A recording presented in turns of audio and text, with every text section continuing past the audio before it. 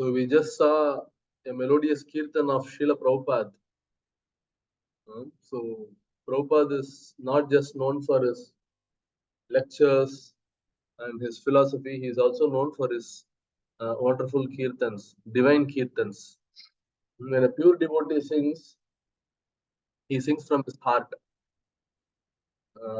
So we may be accustomed to nice tunes and nice melodies. That's what we look at.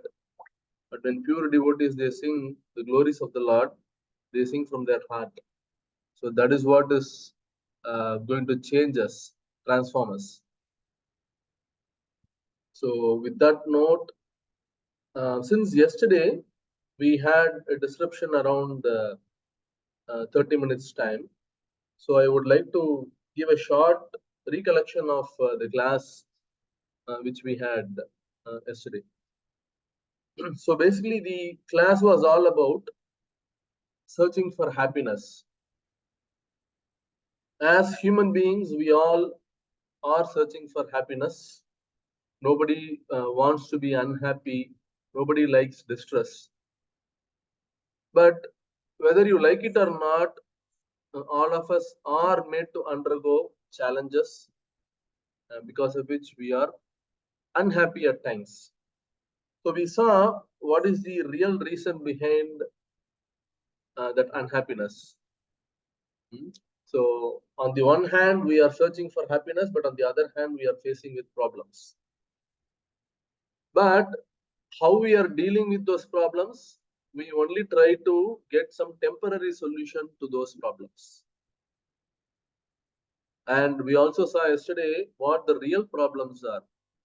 The real problems are birth, death, old age, and disease. Janma, Mrityu, Jara, Vyadhi. Of course, all of us are also having our own set of problems which could be specific to us as individuals.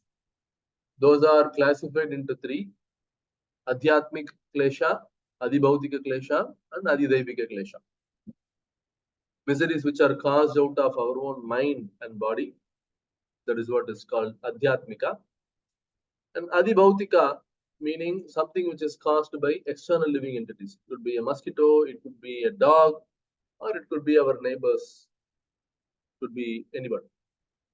And finally, the calamities or sufferings which are caused by nature, which is what we term as Adidhaivika Klesha.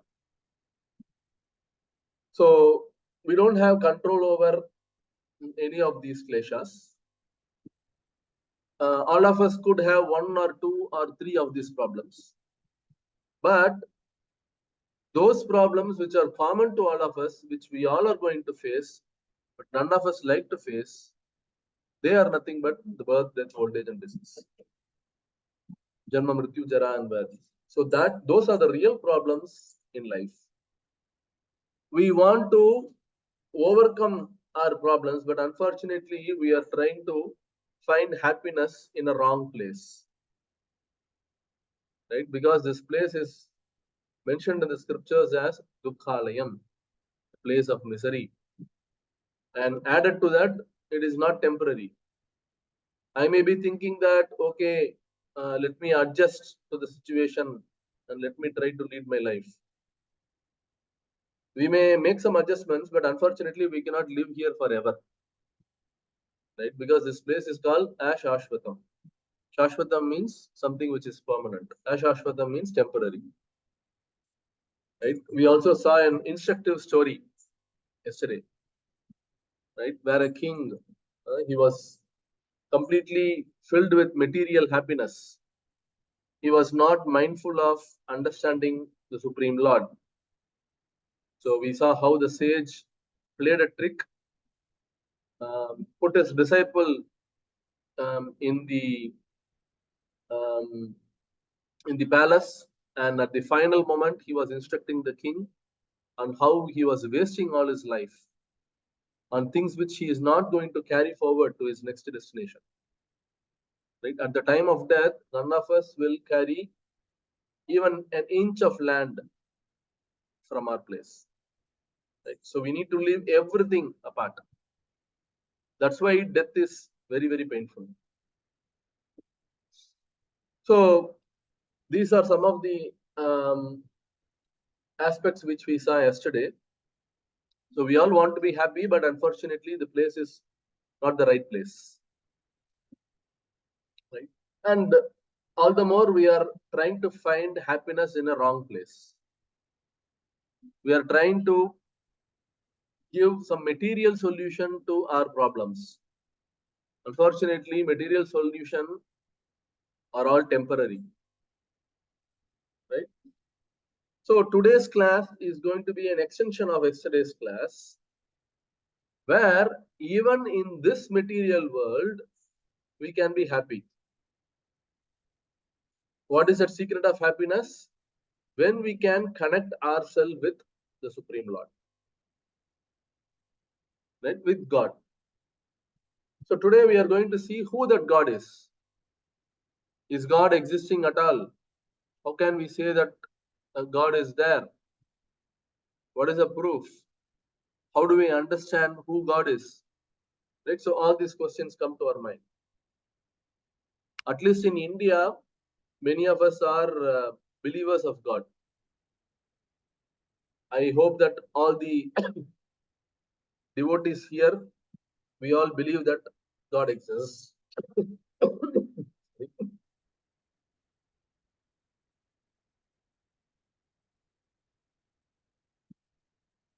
So let's get going. Before I start, any question from yesterday's class which you all want to address?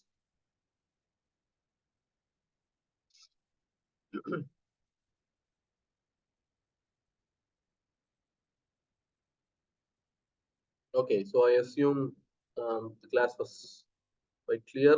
I'm going to start with the presentation. Give me a minute.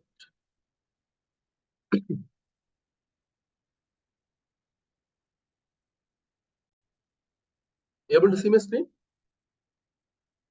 Yes, Prabhuji. Okay. Yes. Thank you. As always, we offer our prayers to Shri Radha Krishna, the presiding deities of ISKCON Chennai. We pay our obeisances to the lotus feet of the Lord. Pray to Him that we understand Bhagavad Gita and apply it in our life. Okay, so the topic for today, as I mentioned a while back, does God exist?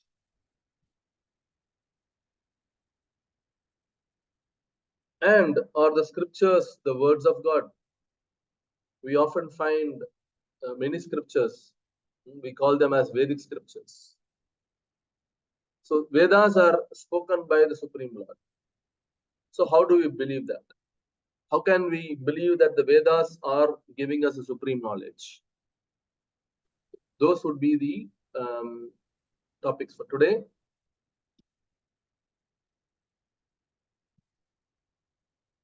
Okay. So why do you believe in God? So if I have to ask any of you in this call this question, what would be your answer? Say an atheist comes to you and challenges you. There is no God at all. So how do you respond? What would be your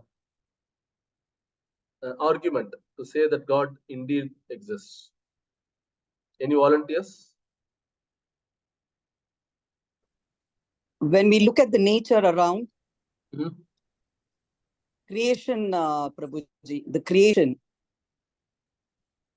Right. So when we look at the creation, there is a creator. That's a good argument. Yes, Leela Shakti, I'm not sure your name, Mataji. Yeah, Hare Krishna, Lavanya Prabhuji.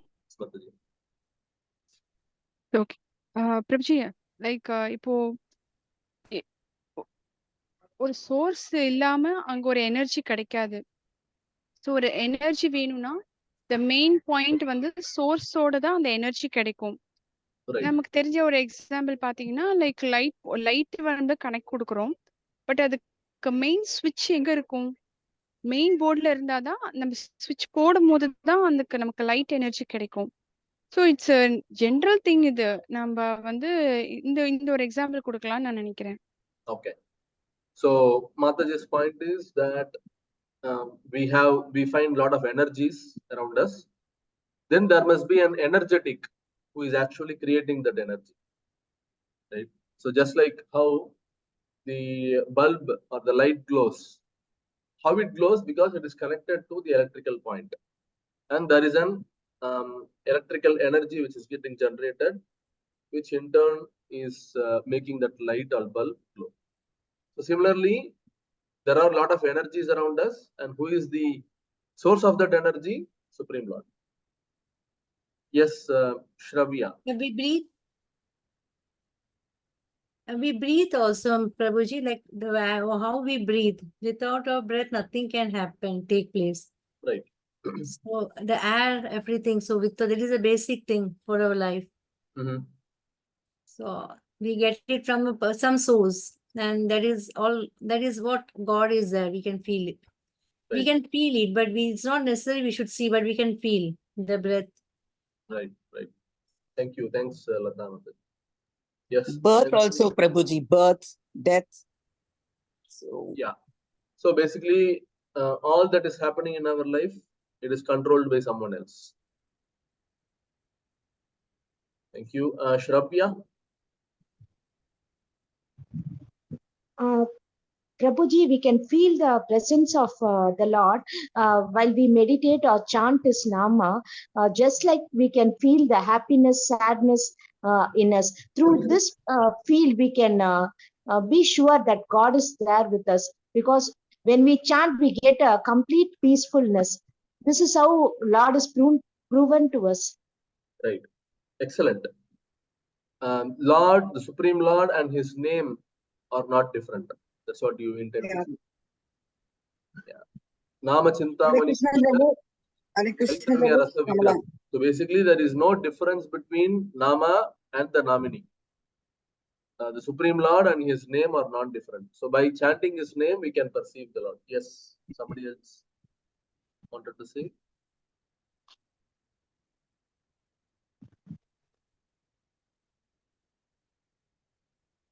Okay. We plan different things in our life, but our life does not take the path that we plan. It's as far as concerned, it's God that leads us. So that's where we feel His presence. Right. So basically, the point of controllership or doership comes into play, Is right? it? We Yeah. are not in control of the situation. Hare Krishna, Prabhu. Yes. Anything we do, when we rely on the Supreme Personality of Godhead, we're able to feel a lot of things. The experience that we get that God is there with us when we are in trouble, when anything that you do, when you think of Him and do it, He makes us feel that He's there with us. So Right. every moment He makes us understand that He's there to protect us. And it's through experience that we understand God exists. Right. Thank you. Yes. Final answer. We will move on from here. Meghnad. Meghanand. Hare Krishna Prabhu. Now, if creation is there, someone creator also should be there, no? So, Right. creator is God. Right. Creation is there. Creator should also be there. Thank you. Thanks all for all wonderful answers. Okay. So proof of existence of God, mostly in line with what you all mentioned. Creation implies creator, right? So when we see above, we find so many stars. Even scientifically speaking as well, we understand that there are many universes, many planets around us. Right? Who created all this? And especially the creation is so perfect that all these planets, so they are revolving in their own orbit. They are not deviating from their orbit. If it deviates even a bit from its orbit, then it is going to be catastrophe. Right? Everything happens so nicely. How is it possible without a creator? So that's an obvious question. So if you look into scientific aspect, in general, scientists, they don't believe in the existence of God. That is why the so-called Big Bang theory, where all of a sudden a blast happened and everything came into existence. How could that be possible? Right? So this is one proof. And law implies a lawmaker. So we find that there is perfect nature's law, which is happening. We all are getting oxygen, and trees get their carbon dioxide for their survival. Sun rises exactly at a particular time every day. Likewise, the moon also rises at the same time in the evening. Right? Everything happens so perfectly. So how is it possible without the existence of God? Right? So the Supreme Lord is the one who is making everything function at its appropriate time. Right? So this is one more proof that the Supreme Lord exists. So next, we are going to see what a God means. What is the definition of the word God?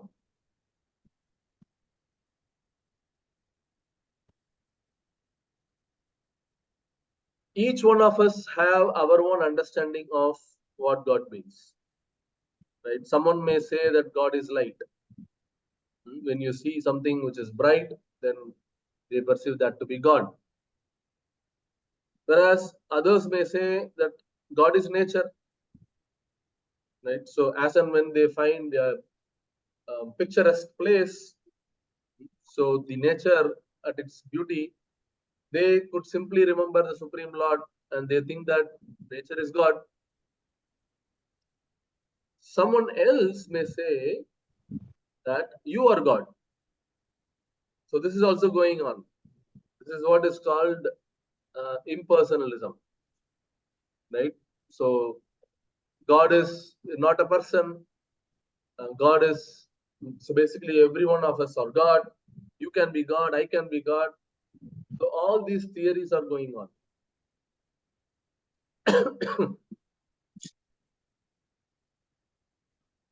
So the definition of God, the actual definition of God is that He is the supreme source of everything. Right? In the Bhagavad Gita, the Supreme Lord Krishna is saying, Aham sarvasya prabhavo mattah sarvam pravattate iti matva vajante ma bhuda bhava samanvitaha. I am the source of everything. From me emanate everything else.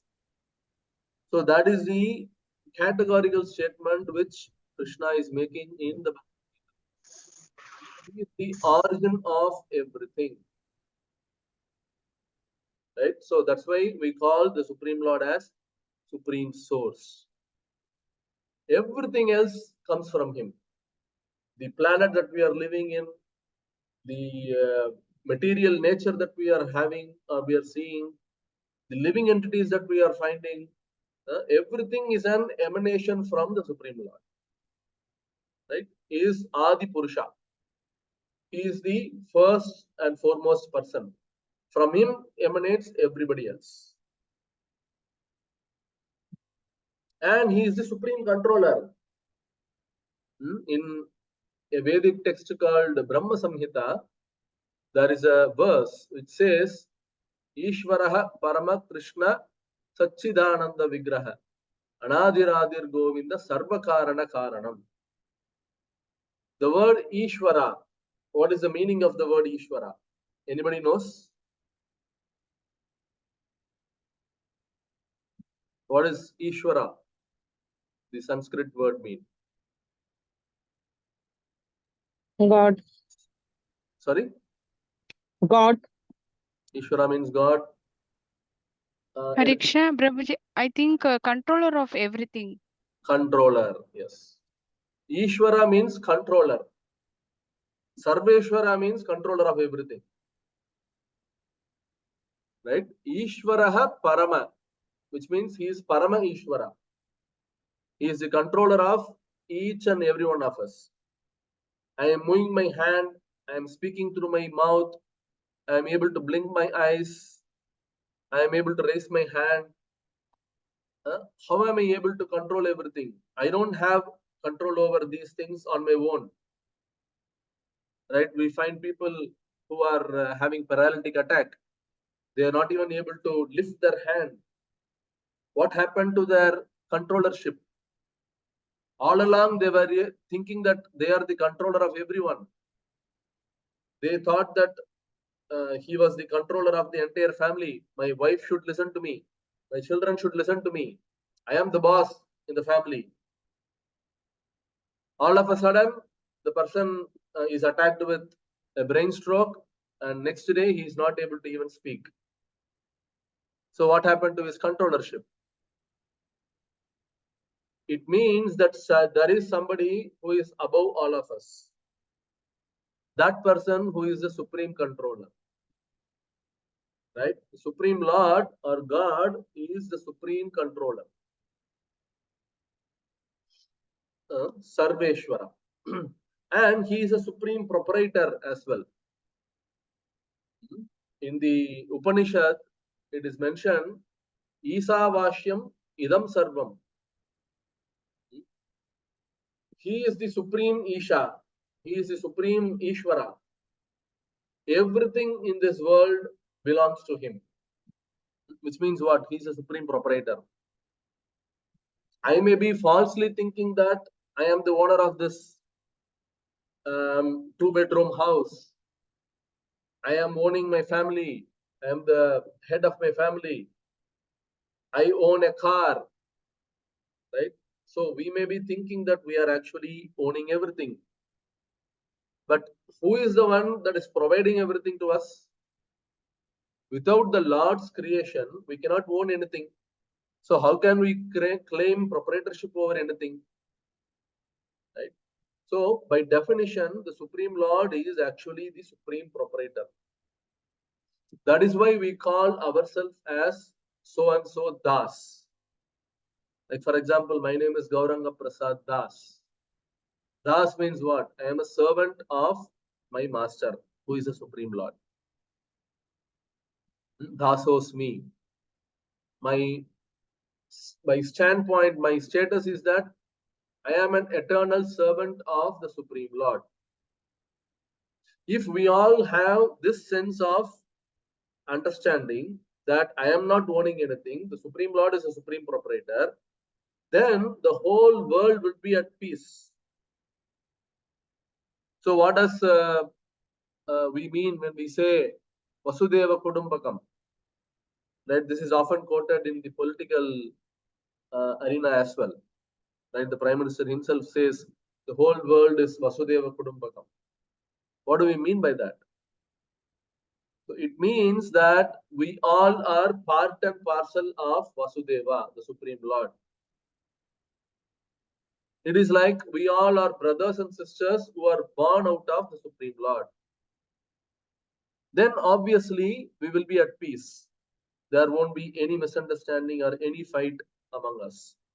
Even though we may belong to different country, but still if we have that understanding that we are all living entity, part and parcel of the Supreme Lord, he is a supreme proprietor, then obviously there will be entire peace in the whole world.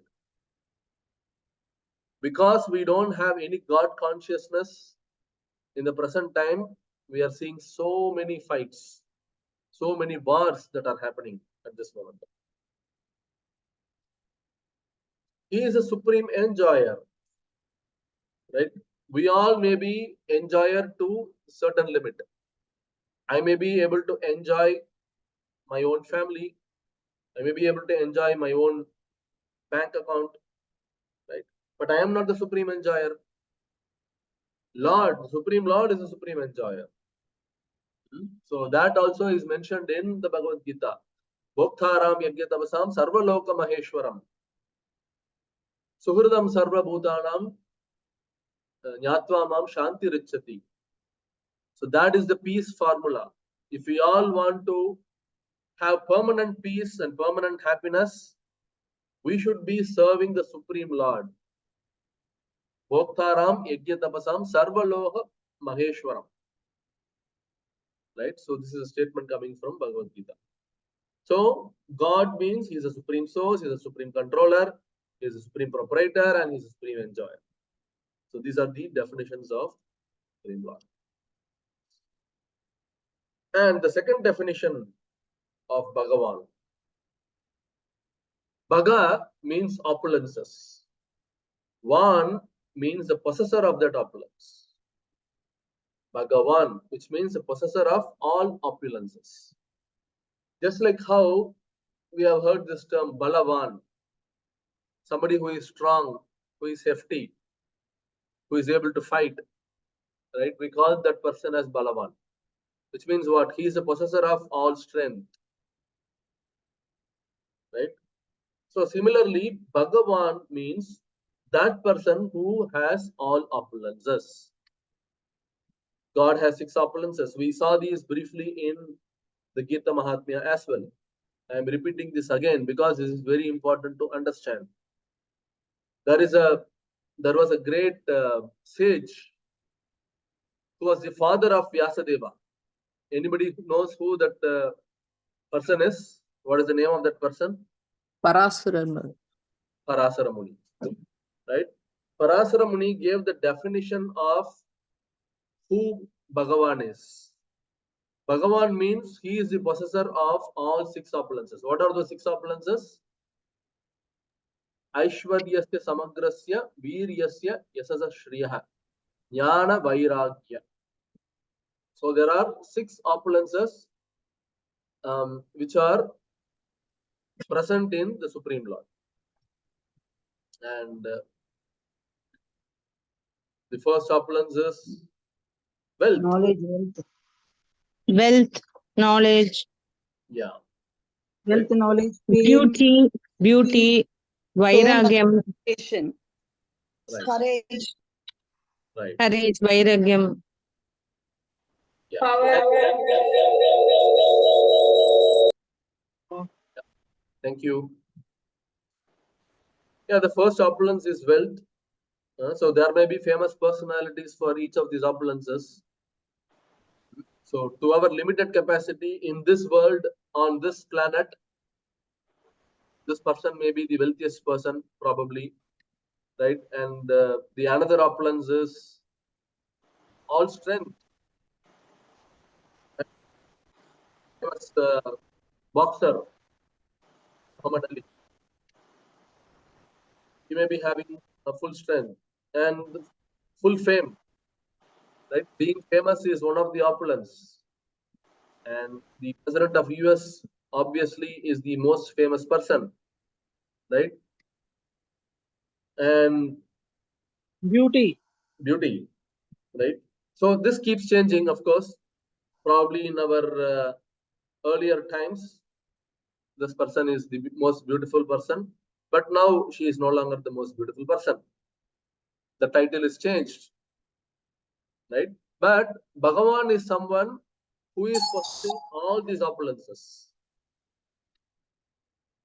And of course, all knowledgeable.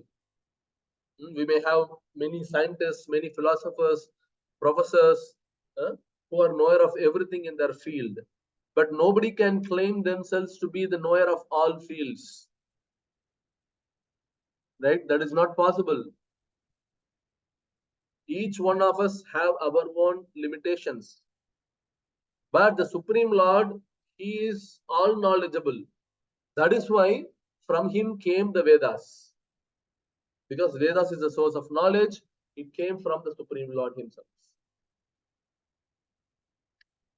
And finally, in spite of possessing all these opulences, when somebody can be completely renounced, not affected at all by these opulences, such a person is called as Bhagavan. Right? So, Aishwaryasya samagrasya veeryasya yasasa shriyaha jnana vairagya. So, all these 6 opulences should be present in full.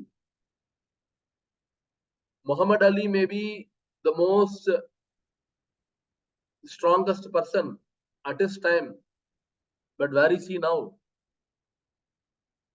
Where was he when he retired from his boxing game? Right? He was nowhere. All his strength were lost. Similarly, the person who may be beautiful now, after 20 years, he is going to loses beauty. But Supreme Lord is someone who has all these opulences in completeness, 100% opulences. So such a person is called Bhagavan. So that is the second definition of God.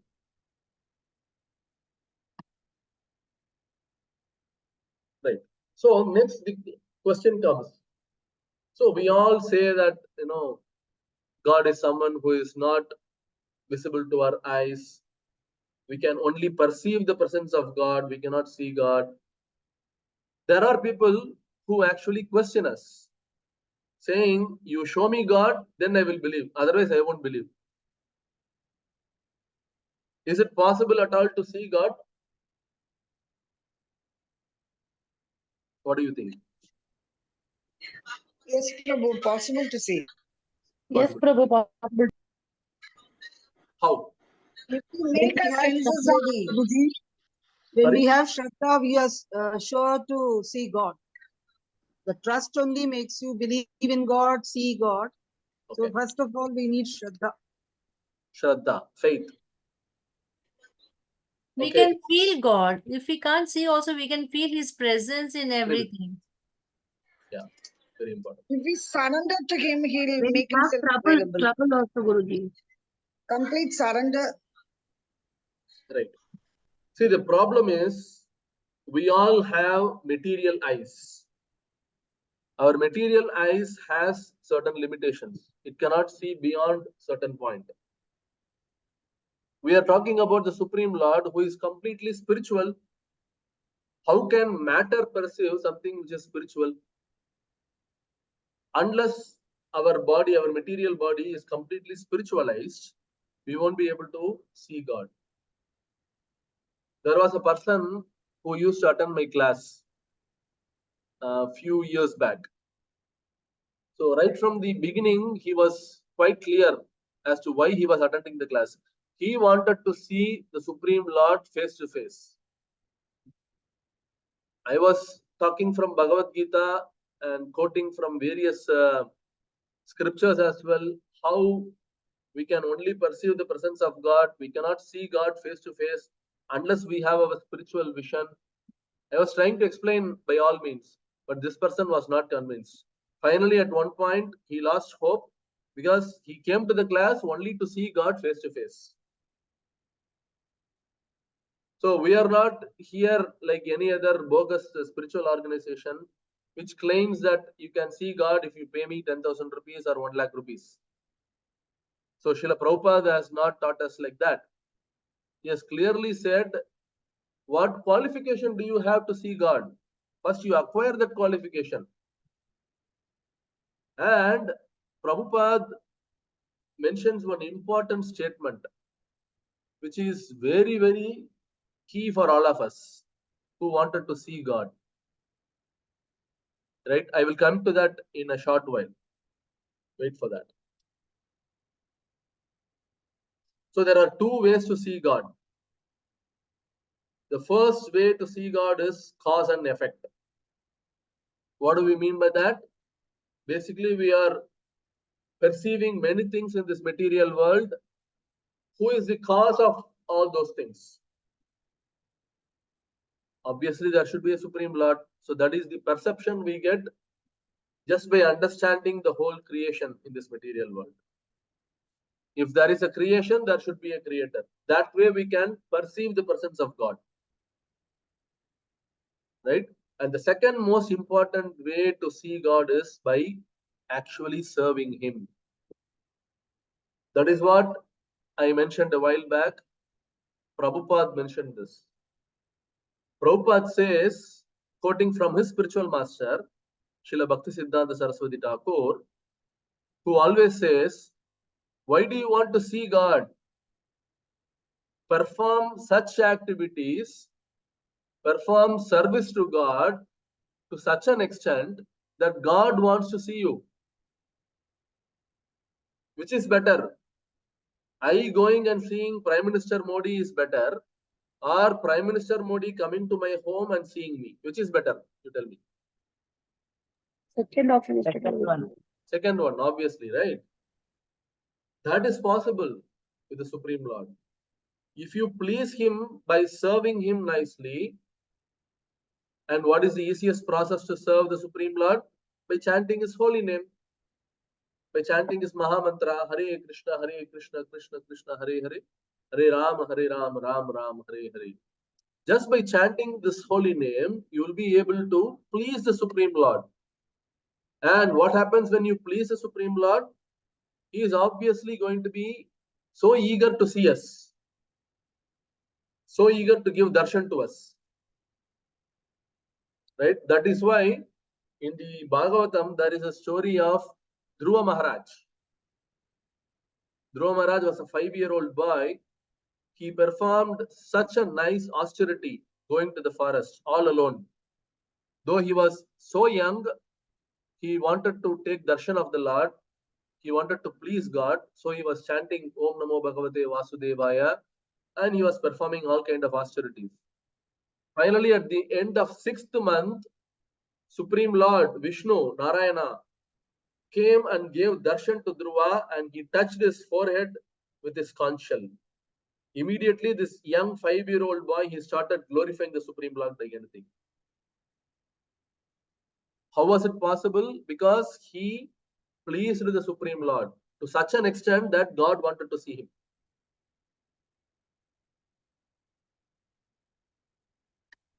This is the bona fide method in which we can see the Supreme Lord.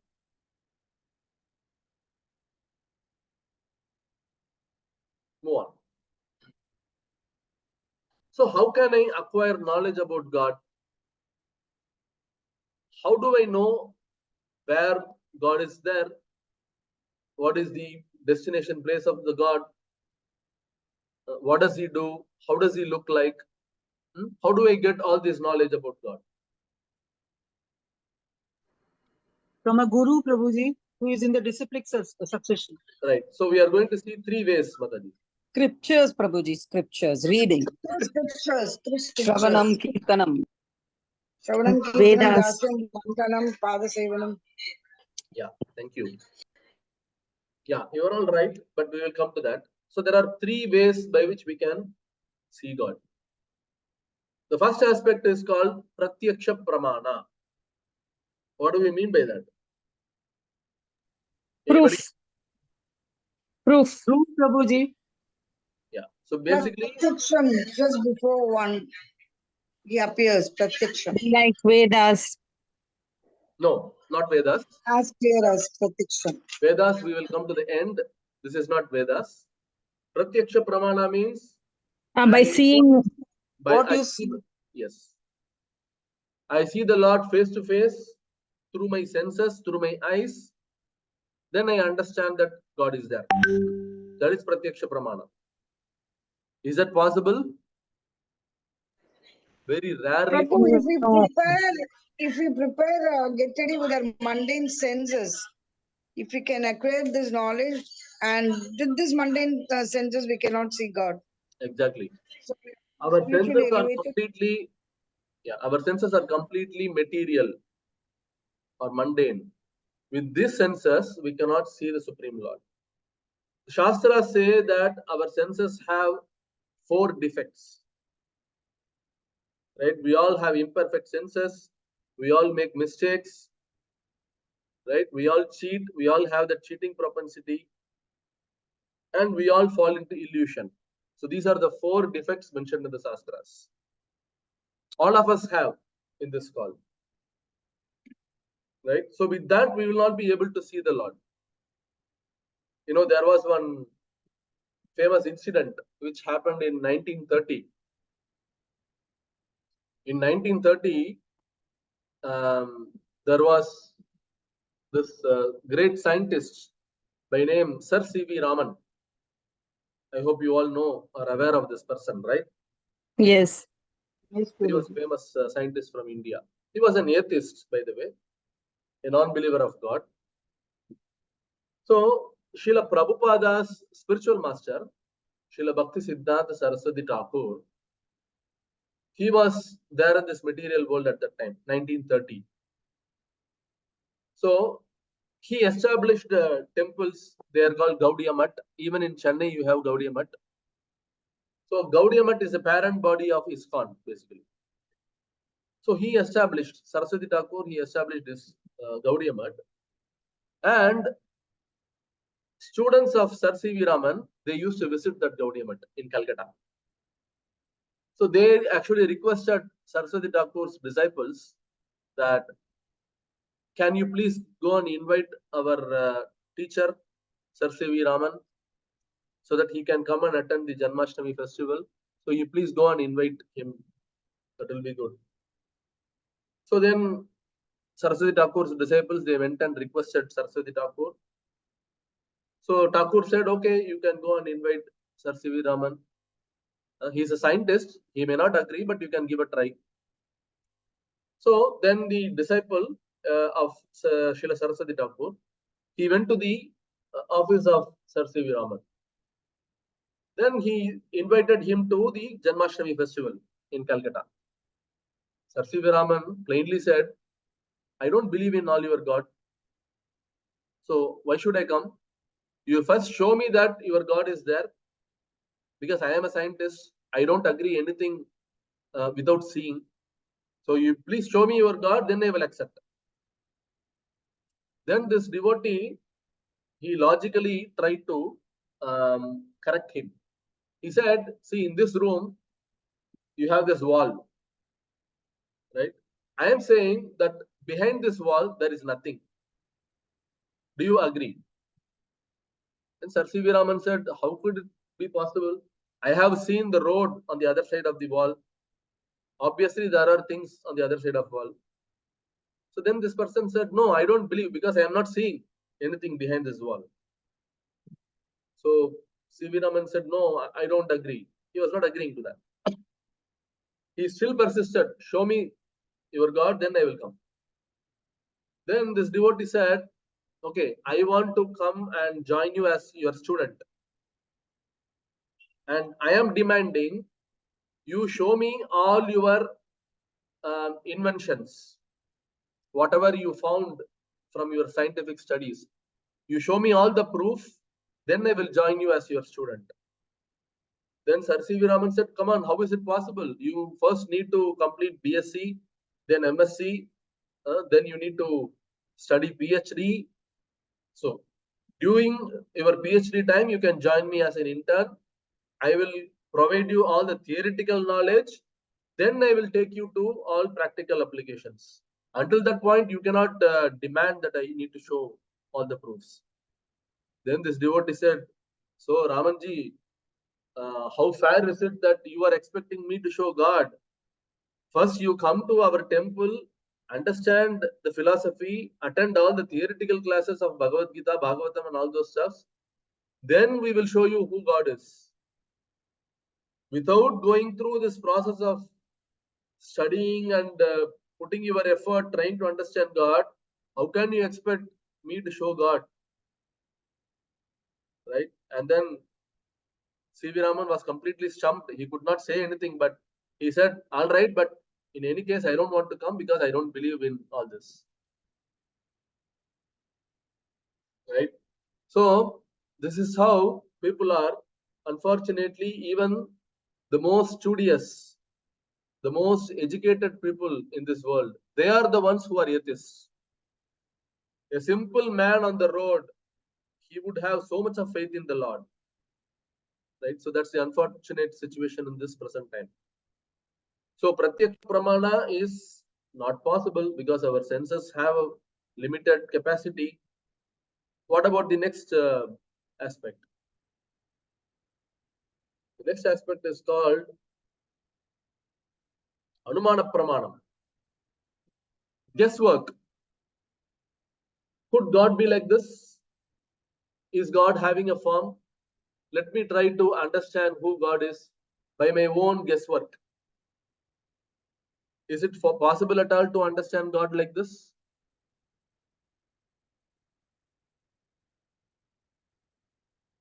If I have to say somebody says, I don't know who my father is, right? Then I can say, you go to your village or go to your city, examine each and every man on this place, take the DNA sample, try to match your DNA sample, do that work, and then finally find who your father is. Do you think it is possible to find that way? No, Prabhu. No, Guruji. Not. No. This is such a lengthy process. You cannot keep guessing Practical. who your father is. And what is the easiest way to find who the father Ask mother. Ask the mother. Yeah, ask the mother. That is the easiest way. That is what is the third point here. Shabda Pramanam, or the knowledge that we acquire through our hearing process. Shabdam. Shabdam means what? Words. Whose words? Words of those who have understood who Supreme Lord is. Someone who has seen the Lord. When we hear from such a person, try to follow in his footsteps, then we will be able to understand who God is. This is what has been practiced through this age-old civilization. Right? In this picture, you can see two personalities. Who are they? Parikshit Maharaj and Sukadeva. Yeah, Parikshit Maharaj and Sukadeva Goswami. Sukadeva Goswami, who is the exponent Ramakrishna of, Paramahamsa. No. he is a son of Vyasadeva. Vyasadeva. Vyasadeva. The son of He is a son of Vyasadeva. So Sukadeva Goswami is the one who spoke Srimad Bhagavatam. He gave the divine knowledge of Srimad Bhagavatam to Parikshit Maharaj. Parikshit Maharaj was on a 7-day death penalty. Right? In 7 days, he was about to be killed. So he went and inquired about the Supreme Lord to Sukadeva Goswami, who gave that wonderful knowledge called Srimad Bhagavatam. That is how this knowledge has been transmitted from time immemorial. Right? We also saw in Bhagavad Gita how the Supreme Lord spoke Bhagavad Gita to Vivaswan, from Vivaswan to Manu, from Manu to Ikshvaku. So like that, the knowledge got propagated. And later, since it was destroyed, Supreme Lord Krishna again spoke that knowledge to Arjuna. So we saw all that in Bhagavad Gita Mahatmya. Similarly, Bhagavatam also is a transcendental knowledge which is coming down from proper parampara. So that is the way in which we can learn who Supreme Lord is. In Bhagavatam, there is a specific verse in the 10th canto which says, Barha Pitam Natavara Vapur. So that says how the Lord looks like. Supreme Lord, Sri Krishna, how does he look? What are his features? In what complexion is he looking like? What does he wear? Right? So how does his eyes look like? So all these things are vividly explained in the scriptures. And what is his place? How does his place look like? How does Vaikuntha look like? So everything is completely described in the scriptures. So this is the way in which we need to understand who the Supreme Lord is. We cannot keep guessing. Oh, Supreme Lord is Muruga. No. Supreme Lord is Shiva. No. Supreme Lord is Durga. So each one of us may say our own perception. Right? So if we have to agree upon what or who the Supreme Lord is, then we need to refer to the scriptures. We need to understand the scriptures through Shabda in the disciplic succession. Only then we will be able to understand the Supreme. Otherwise, we will only be making philosophical speculation. Right? So this is the third method by which we can understand the Supreme Lord. So scriptures are nothing but words of God. Who is the author of all Vedas? Krishna. Yes, the Supreme Lord Narayana. Right? So Supreme Lord Narayana, when he breathes, when he is sitting on Garuda, and when the Garuda is flapping, as the Garuda is flapping, all the Vedas emanate. And that Vedic knowledge was revealed to Lord Brahma. In the Bhagavatam, it is said, Tene Hridaya Brahma Adi Kavaye. So this knowledge was revealed to Lord Brahma, and from Lord Brahma, this knowledge was given to Narada, then Vyasadeva, and so on. So that is how this knowledge is being received until today. Right? So these are spoken by the Supreme Lord. Remember, I was telling about 4 defects which all of us have.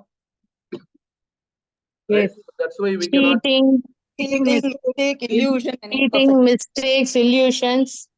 imperfection. Imperfections. Excellent. Right? So when I am speaking something from my own perception, I would be completely wrong because I am filled with all these 4 defects. We should understand the supreme truth from that person who is above these 4 defects. And that is why it is called Apaurusheya. Vedic knowledge is Apaurusheya, which means it is not spoken by ordinary Purusha. It is spoken by the supreme person who is beyond these 4 defects.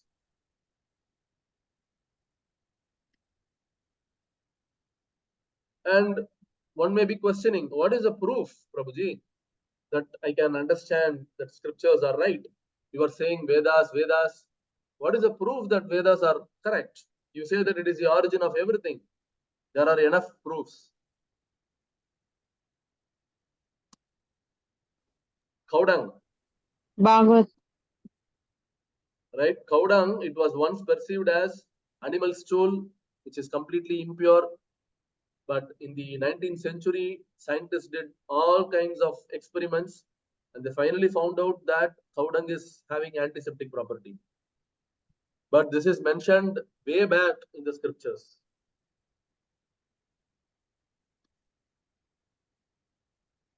And what is this planet called? What is the name of this planet? Earth. Right? Bhugol. Scientists had their own perception. No, it is flat. Somebody said it is rectangular. So many perceptions came out. But finally, now they are also concurring to what the Vedas are saying. That it is actually a globe. Earth is a globe. Right? But this was already mentioned in the Vedic scriptures. You refer to any Vedic scripture, the shape of this earth is mentioned in many places. And what about plants having life? This was not accepted since probably few years back, right? When the scientists finally did all experiments, and then they understood that plants indeed have life. But this was already mentioned in the scriptures. Scriptures say that there are 84 lakh species of life. And out of those 84 lakh species, there are many lakhs of species which are plants. And they are also mentioned as living entities. Right? So Vedas are very clear about statements. There is no ambiguity at all.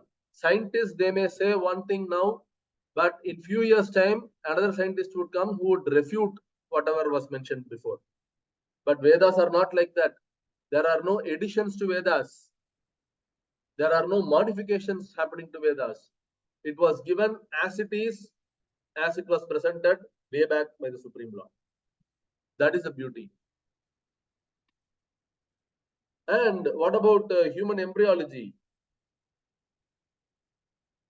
You know, what happens when the child, when the embryo was formed? What happens when it grows in the 7th day? What happens on the 10th day? What happens on the 1st month? All these things are mentioned in Srimad Bhagavatam. You read the 3rd canto of Bhagavatam, there is a separate section given by Lord Kapila Dev. In that, he clearly explains what happens almost on a daily basis. He mentioned on the 7th month, the child acquires consciousness. But it is very scary, Prabhuji. Very scary. When you go through it, it's really Okay, it so what is disturbs it you a scary? lot. Why is it scary? Prabhuji, why did he create but all this what 84 lakh creations? Were they before or after the human came and they, because of their mistakes, they were born as those creatures? Sorry, I'm not getting your question. Maybe can you hold your question towards the end, Mataji? I can take that question. Okay. Prabhuji, it's scary because what all, I mean, it is just like a Kumbhi Bhagam, in such a filth we are there, and what the, what all we go through inside the womb of a mother. Right. Then, so that gives, when you go through it, then we feel that the life which we have got is really, I mean, painful actually. It is better to go back to Lord. That Right. is it. Right.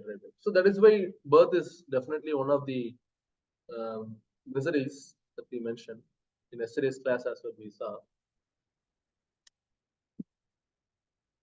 So there are many astonishing predictions of scriptures. In Bhagavatam 11th canto, advent of Lord Sri Chaitanya Mahaprabhu was mentioned. Bhagavatam was spoken 5,000 years back, but that clearly mentions the advent of Lord Chaitanya Mahaprabhu, how he looks like, what is his mission, how does he come? He comes in a sannyasa attire. So all these things are mentioned in the Srimad Bhagavatam.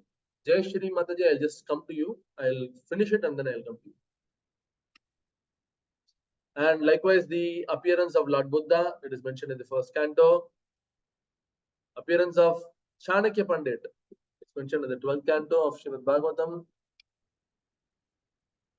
The great king Ashoka is also mentioned in the 12th canto.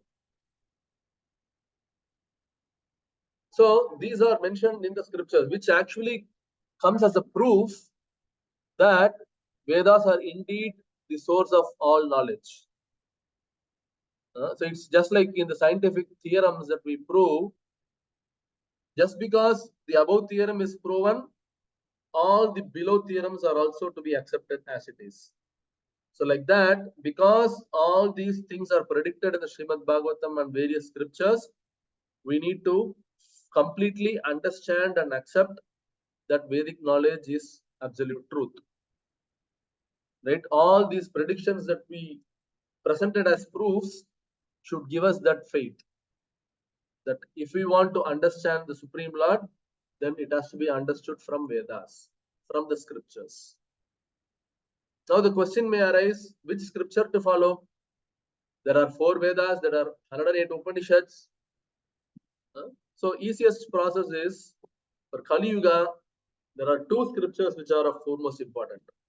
One is Bhagavad Gita and the other is Srimad Bhagavatam. Bhagavad Gita is a song spoken by God.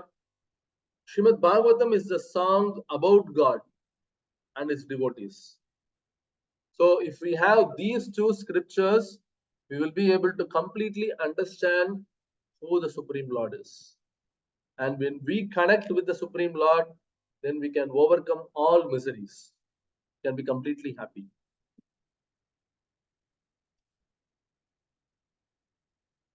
So Krishna is telling in Bhagavad Gita, oh Krishna, oh Arjuna, I am giving you complete knowledge, above which there is nothing more to be known. What an emphatic statement this is. In 700 slokas, Supreme Lord Krishna has given complete knowledge. There is nothing beyond Bhagavad Gita, it must be said. In short future, we are going to also study Bhagavad Gita chapter wise. Right? Each week we will understand one chapter. So like that we will have a rapid course where we will understand what each chapter of Bhagavad Gita is all about. So it's all coming in future. But I'm just saying that Bhagavad Gita is the source of all knowledge.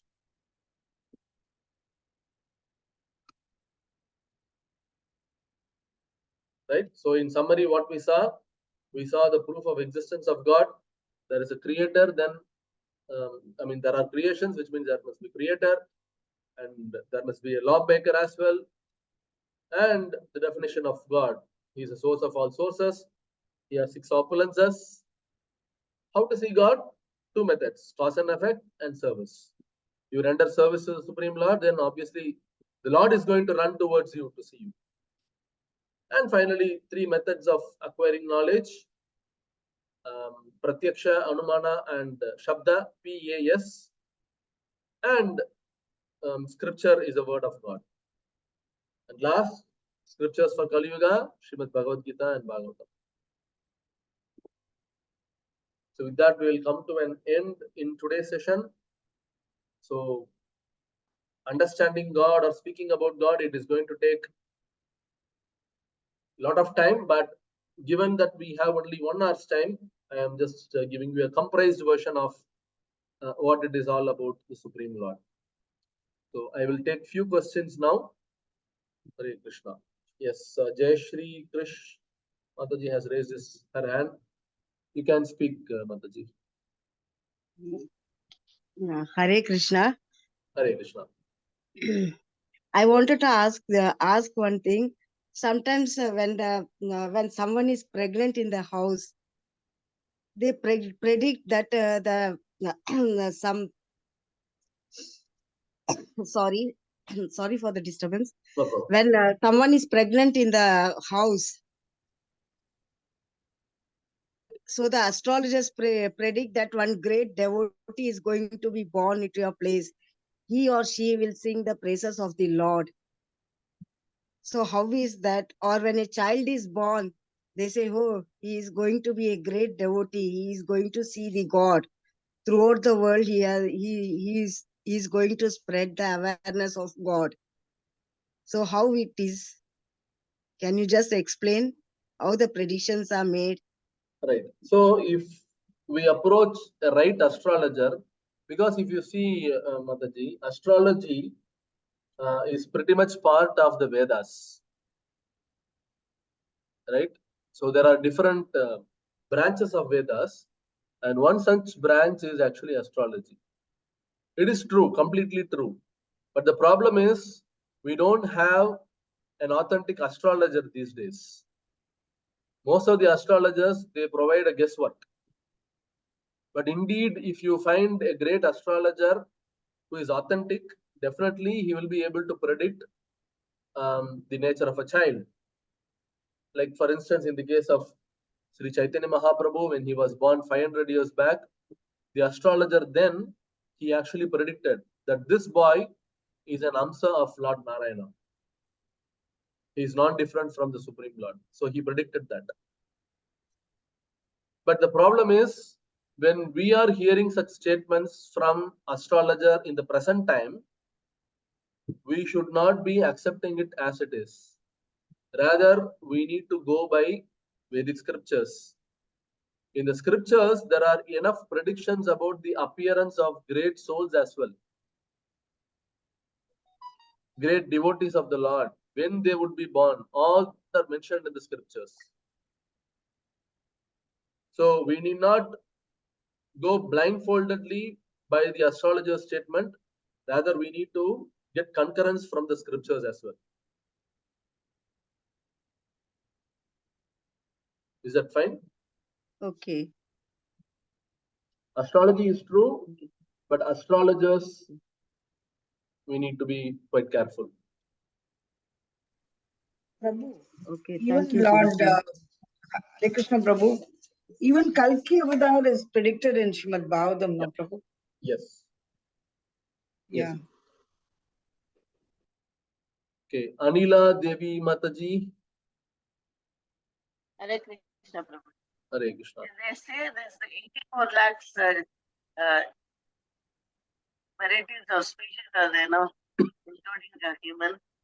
Right. But usually what the devotee wishes he'll be born, he or she will be born like that. Sorry, your voice is not so clear, Mataji. What is your question? There are 84 lakh species. I heard.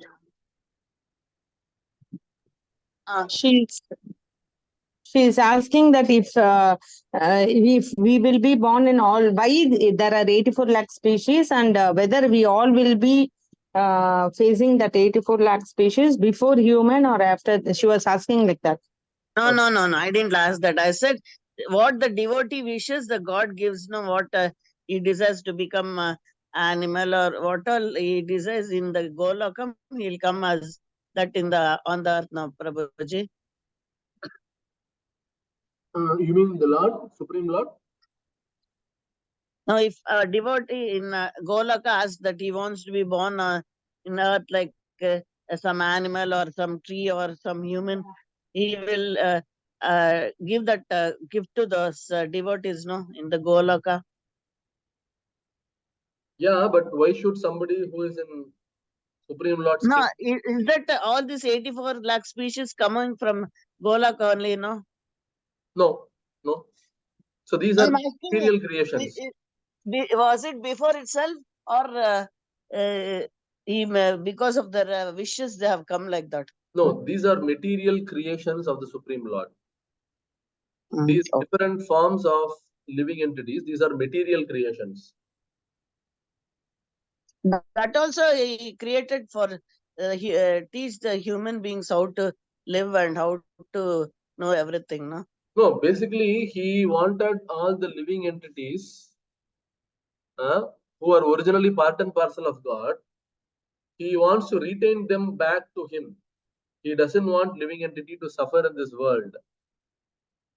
These 84 lakh, 8,400,000 living entities, because somebody is evolving through these 84 lakh species, when he understands all this, then he clearly understands that what kind of suffering are there in this material world. We may be human beings.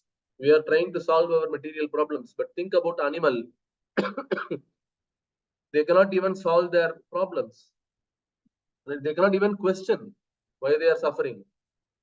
But few animals also have gone to the Godhead, no? Like Gajendra Moksha Those and are all. exclusive cases. We cannot generalize that. But if we do any mistake, also he will put us on this material world and teach a lesson to Yes, us, no? that is the foremost reason why we are all being put under this cycle. We grow through this evolution, passing through different species of life. How will we know that we are purified or after all these chantings, when we'll come to know that we are purified? No, we will come to that later, Mataji, not in today's session. So Okay, those are Prabhupada. little advanced because we have a mix of audience. I don't want to jump into the forthcoming sessions. Thank you. Anybody else has any question? Yeah, one thing I want to ask. You said the animals can't, even they can't question. They don't have the power to think also why they are suffering. They can't even this. But then God, why God has made such species or why he created them in that manner? See, we wanted to enjoy in a certain way. Somebody wanted to have unlimited sense enjoyment. Then he is given the body of a pigeon. Pigeon can have unlimited sex in a moment, right? Which is not possible for a human being. So because the living entity had a particular desire, he is given that particular body of a living entity. For example, you wanted to eat anything and everything, then you are given the body of a pig. You don't mind even eating the stool, right? Which is not possible for a human being. So that's why the Supreme Lord created different living entities. It's all based on our three gunas.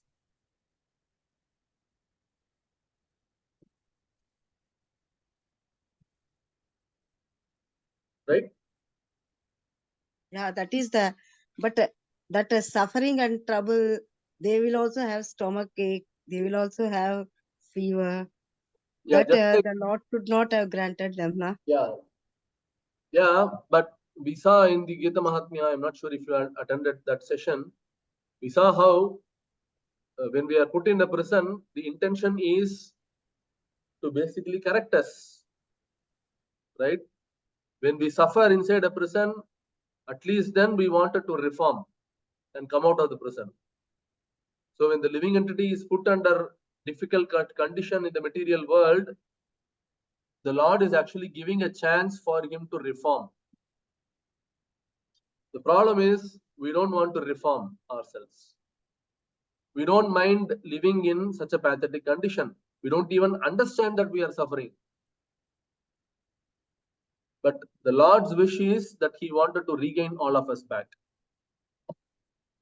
Guruji, Prabhuji, some people have got troubles from the childhood till the death. They will always have a problem. They're never happy. Why is that so? Again, it's all on based on the karma. I am yet to come to that topic. So let's discuss only about today's topic. Guruji, what are the 3 gunas? You just said So, 3 gunas. yeah. So there are 3 gunas which are Sattva Guna, Rajo Guna, and Tamo Guna. I don't want to get into details because the topic is so such a detailed topic that Krishna spoke about these in 2 chapters. Chapter number 14 and 17. He explained about the 3 gunas in detail. So just to understand, these are the 3 gunas. Thank you, Guruji. Thank you, Prabhuji. Hare Krishna. Hare Krishna. Thank you, all the devotees. Dandavat pranam, Prabhuji. Thank you so much. Dandavat pranam. Thanks for answering with so much of Thank patience. you. Look forward to see you all Prabhuji. tomorrow. Hare Krishna. Looking Jai forward to Sri Hare Krishna. Hare Krishna, Prabhu. Hare Krishna. Thank you. Hare Hare Krishna, Prabhu. Krishna. Hare Krishna. Hare Krishna, Dandavat pranams, Guruji. Thank you. Dhanavad pranams. Hare Krishna.